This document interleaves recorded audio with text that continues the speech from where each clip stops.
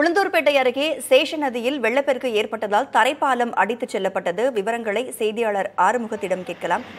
ஆறுமுகம், தரைப்பாலம் அடித்துச் செல்லப்பட்டிருக்கிறது. மாற்று வழிகள் ஏதேனும் இருக்கின்றனவா? மக்கள் எல்லாம் அங்க பாதுகாப்பா இருக்கிறாங்களா? அங்க களச்சூழல் எப்படி இருக்கிறது? வணக்கம் ராதா. உளுந்தூர்பேட்டை அருகே பகுதியில் காலை முதலே கனமழை பெய்து வருகிறது. அதாவது இந்த மழையால் வெள்ளப்பெருக்கு ஏற்பட்டு சேஷ நதி பாலம் உடைக்கப்பட்டு அடித்து செல்லப்பட்டது.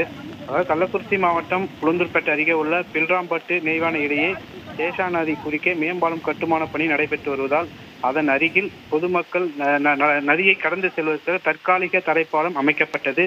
இந்த நிலையில் புயல் காரணமாக உளுந்தூர்பேட்டை மற்றும் அதன் சுற்றுவட்டார பகுதியில் உள்ள பல்வேறு இடங்களில் நேற்று இரவு முதல் தற்போது வரை காற்றுடன் கனமழை பெய்து வருகிறது. இதன் காரணமாக சேஷா நதியில் ஆற்றில் வெள்ளப்பெருக்கு ஏற்பட்டுள்ளது.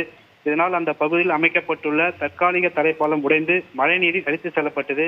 இதனால் நெய்வனை, ஆதனூர், குன்னத்தூர், கிளியூர், தேன்குன்னம் உள்ளிட்ட 20க்கும் மேற்பட்ட கிராமங்களுக்கு போக்குவரத்து துண்டிக்கப்பட்டுள்ளது. மழைக்காலம் என்பதால் உடல் பாதிப்பு ஏற்படும் நிலையில் மருத்துவமனை பல கிலோமீட்டர் தூரம் செல்ல நிலை ஏற்பட்டுள்ளது. உடைந்த தற்காலிக பாலத்தை உடனடியாக சீரமைத்த வேண்டும் அப்பகுதி மக்கள் கோரிக்கை வைத்துள்ளனர்.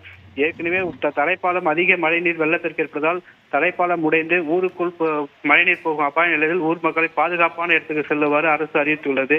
தொடர்ந்து இந்த பகுதியில் அதிக வெள்ளப்பெருக்கு ஏற்பட்டதால் அத்தியாவசிய பொருள் வாங்குவதற்கும் வெளியே செல்ல முடியாத சூழ்நிலை ஏற்பட்டதால் தரைப்பாலத்தை உடனடியாக சரி செய்ய வேண்டும் என அப்பகுதி மக்கள் கோரிக்கை வைத்துள்ளனர். தரைப்பாலத்தை உடனடியாக சரி செய்ய வேண்டும் என்று அந்த பகுதி மக்கள் கோரிக்கை வைத்திருக்கிறார்கள். நாமும் பதிவு செய்திருக்கிறோம். பார்க்கலாம் ஆறுமுகம். தகவல்களை வழங்கியமைக்கு நன்றி.